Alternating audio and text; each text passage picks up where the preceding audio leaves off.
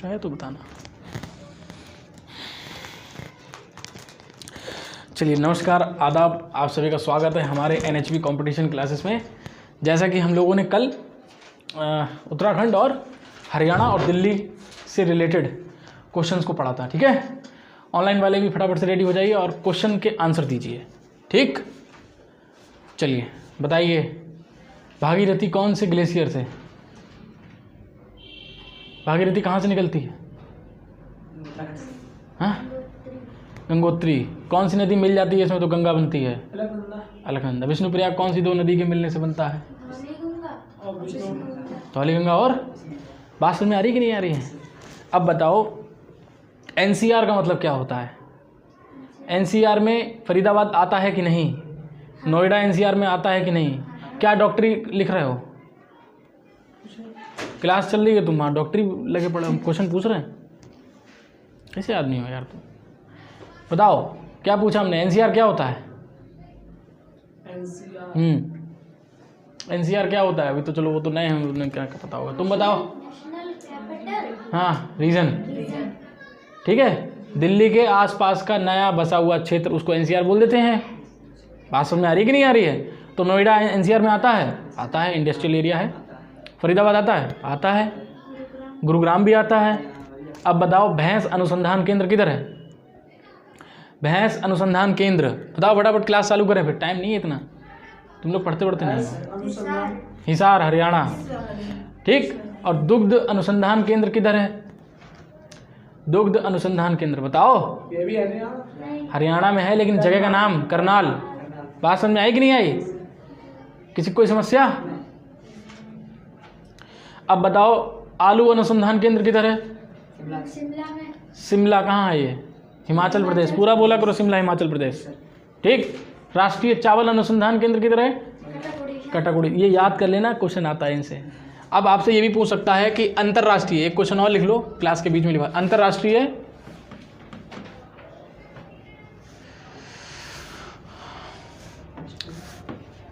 अरे वाह, अंतर्राष्ट्रीय, ठीक है, अंतर्राष्ट्रीय चावल अनुसंधान केंद्र। चावल कटाकुड़ी सर नहीं बेटा, अंतर्राष्ट्रीय पूछ रहा है, यही तो दिक्कत है। अनुसंधान, देखिए राष्ट्रीय वाला पूछे तो बताना कटक उड़ीसा, लेकिन अंतर्राष्ट्रीय, हाँ अंतर्राष्ट्रीय चावल अनुसंधान केंद्र पूछेगा तो बताना बेटा मनीला, फिलीपींस। मनीला, मनीला देश है बेटा, और फिलीपींस नहीं, मनीला राजधानी है बेटा, फिलीपींस देश है, फिलीपींस देश है। तो अंतर्राष्ट्रीय मनीला, फिलीपींस। समझ में आ गया कि नहीं? किसी को कोई समस्या? अच्छा, चावल अनुसंधान केंद्र है तो क्या होता है यहाँ पर? चावल पे शोध होता होगा। बात समझ में आई कि नहीं आई? चावल पे शोध या रिसर्च, क्लियर? किसी को कोई समस्या? टेस्ट तुम लोग का शनिवार को ले लेंगे, जितना पढ़ा चुके हैं सब, ठीक।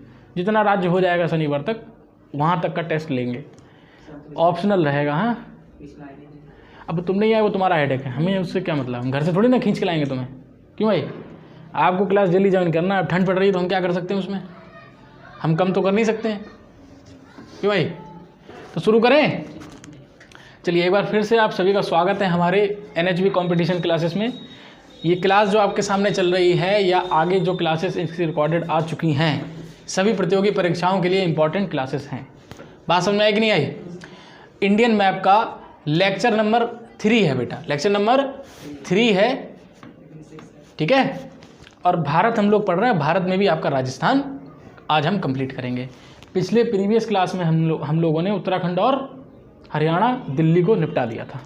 बात समझ में आ गई कि नहीं आ गई? किसी को कोई समस्या? अब बताइए भारत की राजधानी?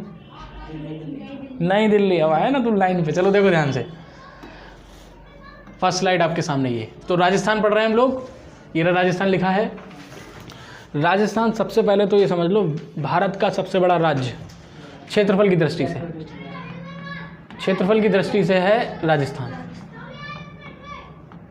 बात समझ आई कि नहीं आई? सबसे बड़ा राजस्थान है। दूसरे नंबर पे आता है MP और तीसरे पे आता है UP। बात समझ आई कि नहीं आई? तीसरे पे UP आता है तीसरे पे MH कर लेना महाराष्ट्र, चौथे पे आता है यूपी, चौथे पे यूपी। तो नंबर 1 पे सबसे बड़ा कौन सा है? राजस्थान। सेकंड पे मध्य प्रदेश, थर्ड पे महाराष्ट्र। MH का मतलब होता है महाराष्ट्र, लिख लेना, हम शॉर्ट में लिखेंगे, ज़्यादा लंबा नहीं लिखेंगे। महाराष्ट्र, उसके बाद चौथे नंबर पे आता है आपका यूपी, उत्तर प्रदेश। बात समझ आई कि नहीं आई? अगर आपसे पूछेगा चौथा सबसे बड़ा राज्य भारत का, यूपी, क्या दिक्कत है उसमें? तीसरा पूछेगा तो महाराष्ट्र, दूसरा पूछेगा तो मध्य प्रदेश, फर्स्ट पूछेगा तो राजस्थान। राजस्थान सबसे बड़ा है पूरे भारत में। सबसे बड़ा राज्य कौन सा है? राजस्थान है। तो देखिए सबसे पहला क्वेश्चन ये रहा, सबसे ज़्यादा क्षेत्र में बसा राज्य कैसे बोल सकता है? लैंग्वेज चेंज होगी, बस समझना है आपको। तो क्या होगा? राजस्थान। दुनिया की सबसे ज़्यादा आबादी वाला मरुस्थल कौन सा? देखिए मरुस्थल में कोई नहीं रहता। Very good. हाँ, मरुस्थल हमने कल भी आपको क्लास में बता दिया था। तो थार मरुस्थल में सबसे ज़्यादा लोग रहते हैं। क्यों रहते हैं? क्या रीज़न है? वहाँ पे जो है वो इंदिरा गांधी नहर है। इंदिरा गांधी नहर है। अब जहाँ पर नहर है, जाहिर सी बात है, जल है तो जीवन है। कोई दिक्कत किसी को? तो यहाँ पर हम क्या लिखेंगे? थार मरुस्थल। थार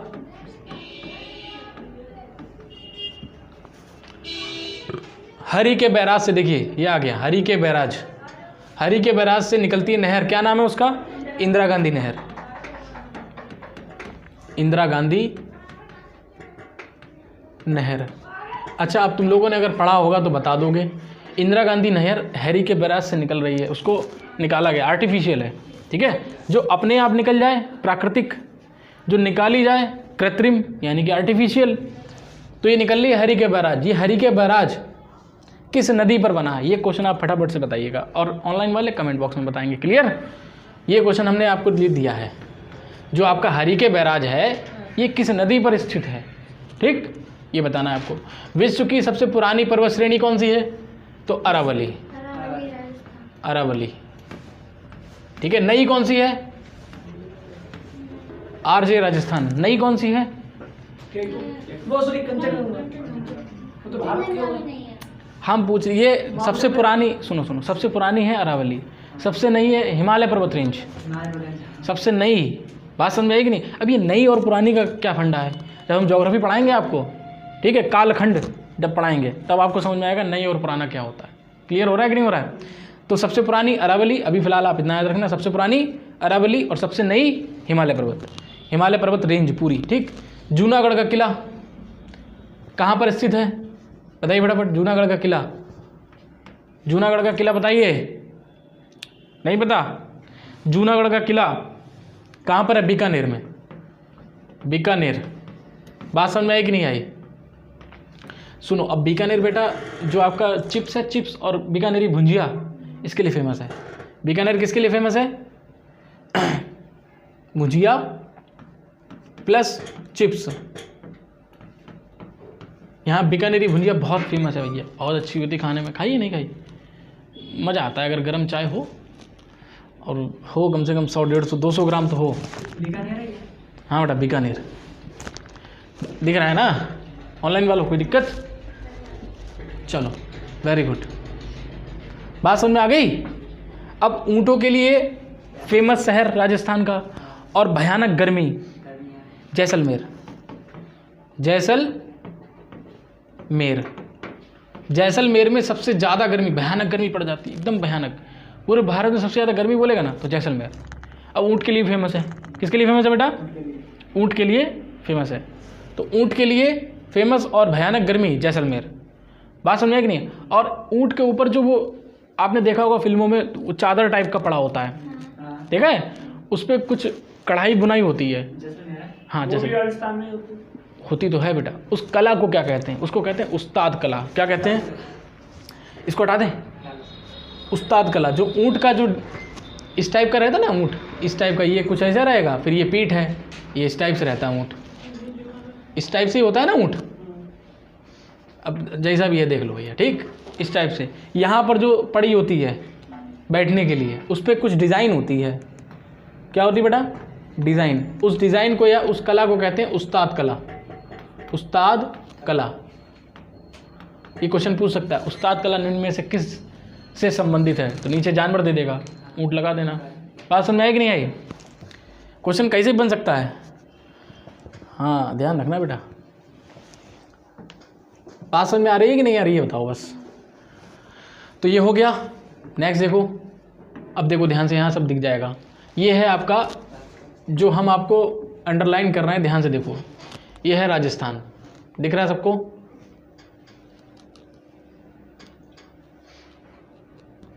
ये है राजस्थान। ये क्या है?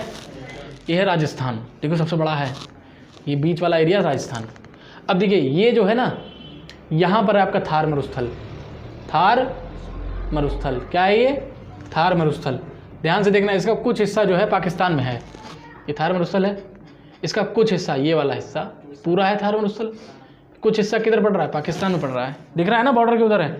तो इसको वहाँ पर थार मरुस्थल ना कहकर चोलिस्तान कहते हैं। क्या कहते हैं? तो थार मरुस्थल का दूसरा नाम कहाँ पर कहा जाता है? पाकिस्तान में कहा जाता है। ठीक, उसके बाद देखिए ध्यान से, ये जो आपको डिज़ाइन दिख रही है, ये वाली डिज़ाइन देखो, ये वाली डिज़ाइन, ये सॉरी दूसरा नाम भैया, एक मिनट, चोलिस्तान बेटा। इसका राजस्थान का ना? नहीं, राजस्थान में जो थार मरुस्थल है उसको पाकिस्तान में चोलिस्तान कहते हैं। ठीक, नहीं समझे मेरी बात? समझ गए ना? अब यहाँ पर ये डिज़ाइन दिख रहा है आपको, ये वाला, ये जहाँ हमने पेन कर रखा है, ये आपकी इंदिरा गांधी नहर है। बात समझ आई कि नहीं आई? अब ध्यान से देखो, ये थार मरुस्थल के बीचों बीच से जा रही है इंदिरा गांधी नहर। अब जब नहर जा रही है इसीलिए लोग बसे हुए हैं वहाँ पर। दिक्कत क्या है? पानी नहीं होगा तो नहीं बसेंगे, इसीलिए विश्व में सबसे ज़्यादा जनसंख्या वाला मरुस्थल थार मरुस्थल है। बात समझ में आएगी नहीं? अब बताओ विश्व का सबसे शीत मरुस्थल कौन सा है? अंटार्कटिका। और अगर गर्म पूछेगा तो सहारा। क्लियर हुआ कि नहीं हुआ? किसी कोई समस्या? उसके बाद यहाँ पर आपको गंगानगर मिलेगा, ये गंगानगर है। उसके बाद यहाँ पर ये बीकानेर देखिए, हमें भुजिया के लिए फेमस बीकानेर। ये मैप लाए हो नहीं लाए हो? भरो फटाफट, मैप है कि नहीं है? मैप बैग में क्यों है? निकालो उसको। तुम्हारा मैप कहाँ है? मैप कल से क्लास में होना चाहिए, अदरवाइज फिर क्लास में मत आना। ये अगर आप भरोगे नहीं तो समस्या नहीं रहेगी। तुमसे कितनी बार कहा जाए मैप लेकर, एक मैप दो इनको फिलहाल, अभी 2 रुपये लेना इनसे। एक कल आई हो, 2 लेना, 2। और 2 रुपये तुमने, पंडित जी बहुत मारे तुम्हें हम, 2 रुपये अगर नहीं दिए तुमने तो बीकानेर किसके लिए फेमस है? भुजिया और चिप्स के लिए। सोचा तुम्हारे मैप कहाँ है? एक ही लाई हो, बस एक में हो जाएगा पूरा भारत। कल मैप सभी के पास होना चाहिए इस टाइप से। ठीक, तो बीकानेर किसके लिए फेमस है? चिप्स और भुजिया के लिए फेमस है, बीकानेरी भुजिया। उसके बाद देखिए माउंट आबू पूछेगा आपसे। देखिए ये अरावली पर्वत रेंज है यहाँ पर, अरावली पर विश्व की सबसे पुरानी पर्वत रेंज कौन सी? अरावली। यहीं पर एक पहाड़ है माउंट आबू। कौन सा? सॉरी यहाँ नहीं बेटा, ये है अरावली रेंज और ये है माउंट आबू। तो अगर क्वेश्चन पूछेगा अरावली पर्वत की सबसे ऊंची चोटी माउंट आबू, क्वेश्चन पूछ सकता है। अगर आपसे ये पूछ सकता है कि सबसे पुरानी जो आपकी पर्वत रेंज है वो कौन सी, तो ये भी पूछ सकता है उस रेंज में सबसे ऊंचा पर्वत कौन सा है, तो आप बताएंगे माउंट आबू। बात समझ में आई कि नहीं आई? उसके बाद देखिए जैसलमेर, हमने अभी बताया किसके लिए फेमस है जैसलमेर? भयानक गर्मी पड़ेगा यहाँ एकदम बढ़िया से। उसके बाद यहाँ पर ये पोखरण है, पोखरण किसके लिए फेमस है? ये आगे हम आपको बताएंगे अभी। बाड़मेर यहाँ पर है, ठीक है, ये सब आपका लिखा हुआ है। ये सब कहाँ पर है? कहाँ पर है बताइए? ये राजस्थान में है। क्लियर हुआ कि नहीं हुआ? ये राजस्थान हो गया। सबको दिख रहा है? किसी को कोई समस्या तो नहीं है? कोई दिक्कत? अब बेटा पोखरण से क्या पोखरण में क्या होता है? पोखरण में हमारा परमाणु परीक्षण किया जाता है। भारत का परमाणु परीक्षण कहाँ किया जाता है? पोखरण में। अब पोखरण में क्यों?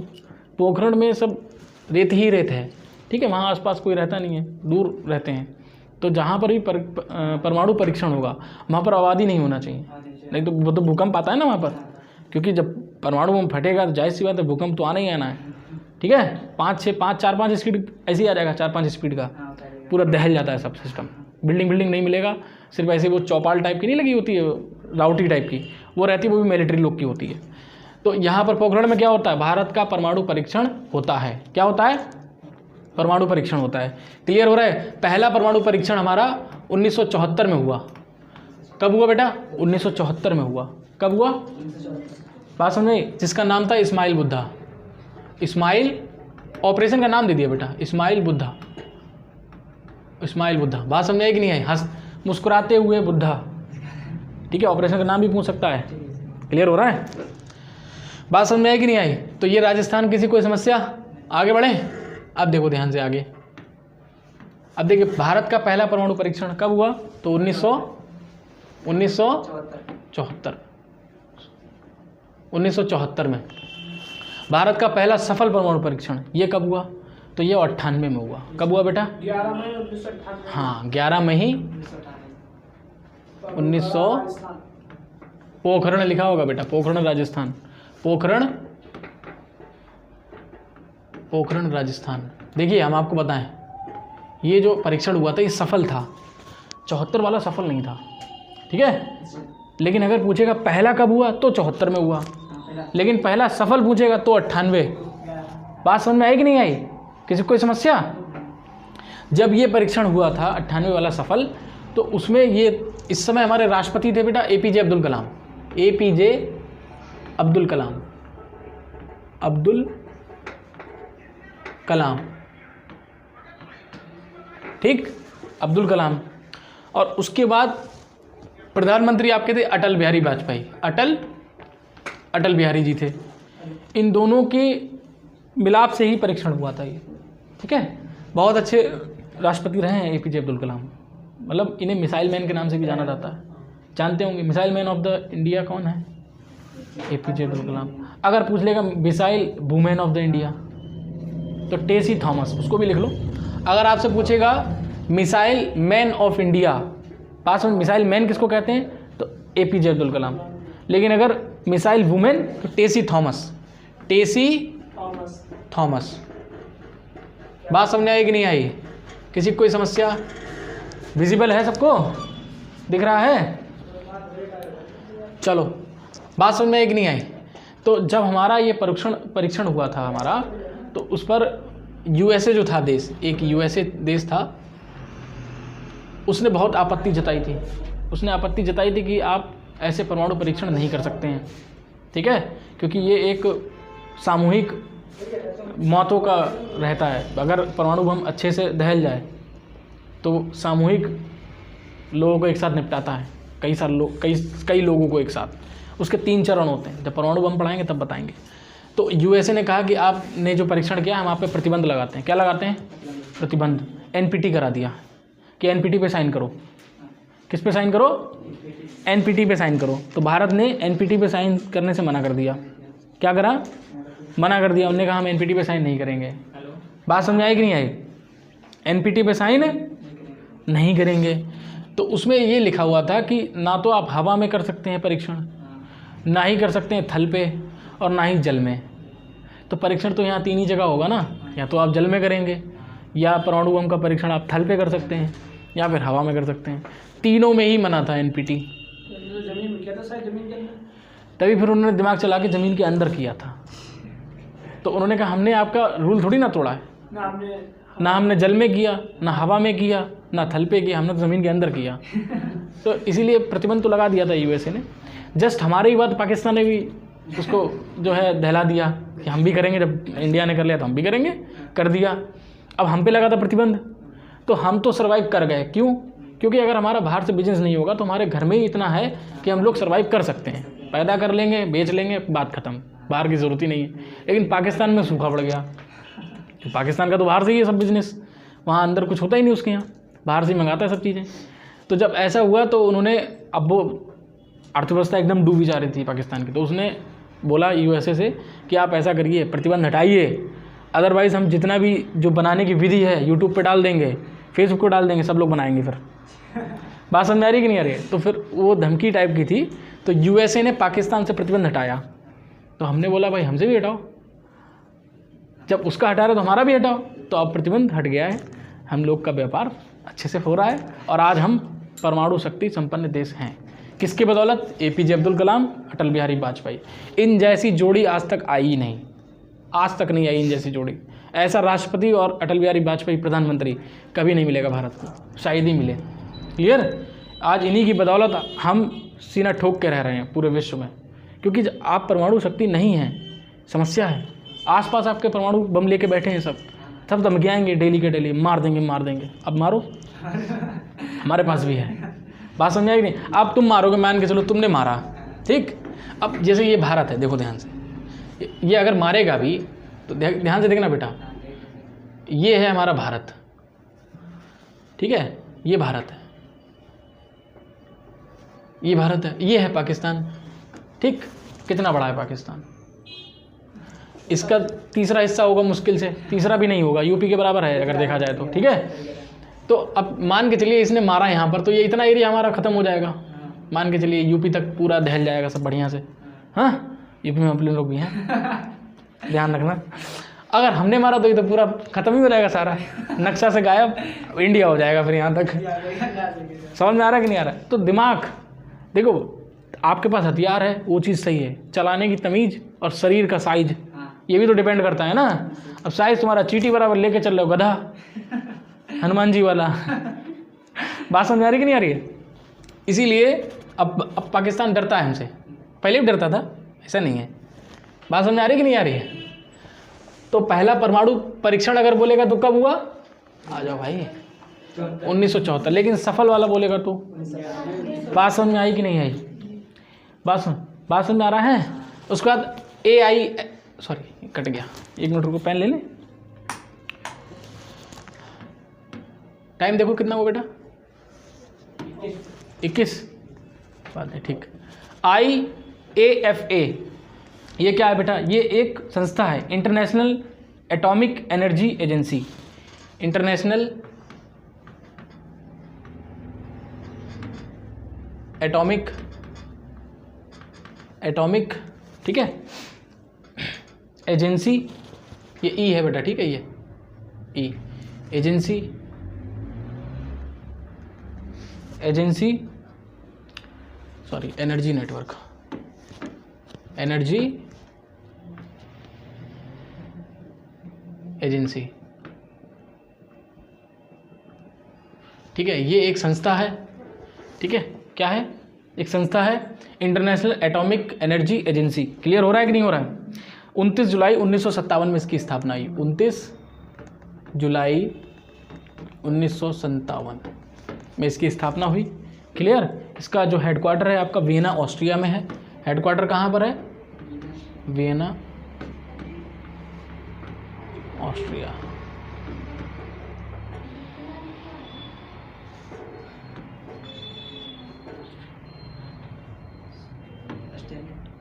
ऑस्ट्रिया,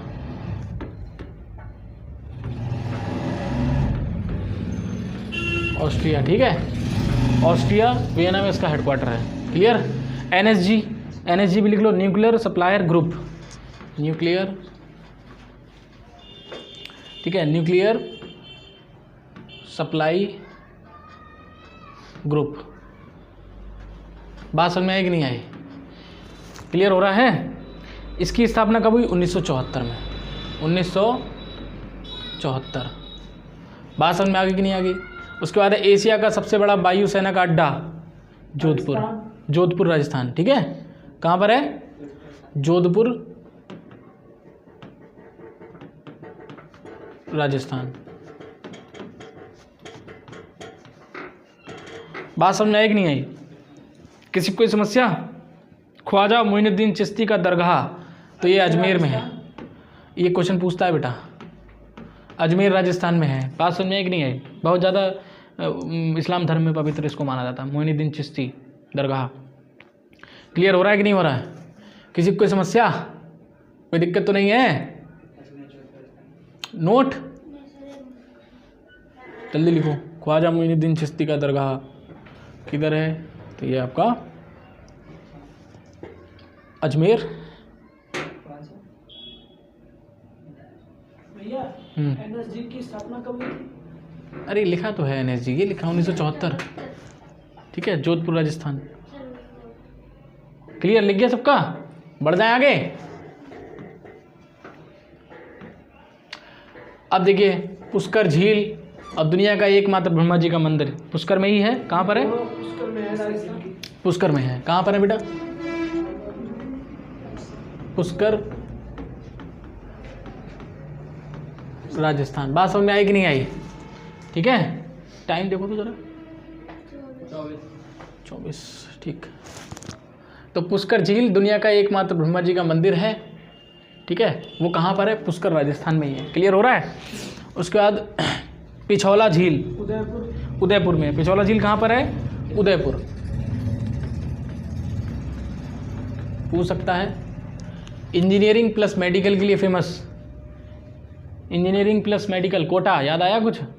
कोटा राजस्थान, कोटा आरजे लिखेंगे हम शॉर्ट में, ठीक है, आरजे, पूरा लिखने में टाइम जाता है। कोटा कौन सी नदी के किनारे है? कोटा कौन सी नदी के किनारे है? बताओ भाई। कोटा चंबल नदी, कौन सी नदी? चंबल नदी। बात समझ आई कि नहीं आई? कोई बात नहीं। रावत भाटा परमाणु संयंत्र, रावत भाटा परमाणु संयंत्र कहाँ पर है? तो ये आपका है कोटा में। हाँ, ये कहाँ है? कोटा में है। उसके बाद पिंक शहर यानी कि पिंक सिटी, इस नाम का वो भी आता है इंस्टाग्राम पे। क्या क्वेश्चन नहीं, इंस्टाग्राम पे वो आता है, क्या तुम लोग लगाते हो फिल्टर? पिंक सिटी आता है कि नहीं आता? तो पिंक सिटी हवा महल किधर है? जयपुर। ये जयपुर को ही कहते हैं बेटा, जयपुर। बात समझ में आई कि नहीं आई? जयपुर। बात समझ में आया? किसी कोई देखो, हवा महल भी कहाँ है? जयपुर में है। और पिंक सिटी किसे कहते हैं? जयपुर को कहते हैं, इसीलिए वहाँ प्लस लगा दिया है। जयपुर के पास अजमेर है, यहीं की क्या थी? जोधाबाई। अब ये लिखवाया, क्वेश्चन ही नहीं लगाया। हाँ, बात समझ में आ रही है कि नहीं आ रही है? जयपुर के पास आमेर है, आमेर। आमेर एक स्थान है बेटा राजस्थान में, जयपुर के पास। यहीं की जोधाबाई थी, जोधाबाई अकबर वाली, ठीक है। कौन सी वाली? अकबर वाली थी जोधाबाई। बात समझ में आई कि नहीं आई? और किससे संबंधित थी ये? कछवाहा वंश से। कौन से वंश से? कछवाहा। ये जब हिस्ट्री पढ़ाएंगे तब बताएंगे, अभी खाली साथ में आ गया इसलिए बता दिया हमने। भारत में पहली बेदाग संगमरमर से बनने वाली इमारत, ठीक है, राजस्थान में है, तो राजस्थान में है एतमातुद दौला का मकबरा। नाम देखो, एतमातुद दौला, एतमातुद दौला का मकबरा। बात समझ आई कि नहीं आई? चलिए, आज हम जो है राजस्थान को इतना ही रखते हैं, ठीक है। कल राजस्थान को यहीं से कंटिन्यू करेंगे क्योंकि टाइम भी हो गया है। और आप लोग क्लास को यूँ ही देखिए, कल राजस्थान आपका कंटिन्यू करेंगे यहीं से। और हंसते रहिए, मुस्कुराते रहिए, देखते रहिए NHB कंपटीशन क्लासेस। जय हिंद।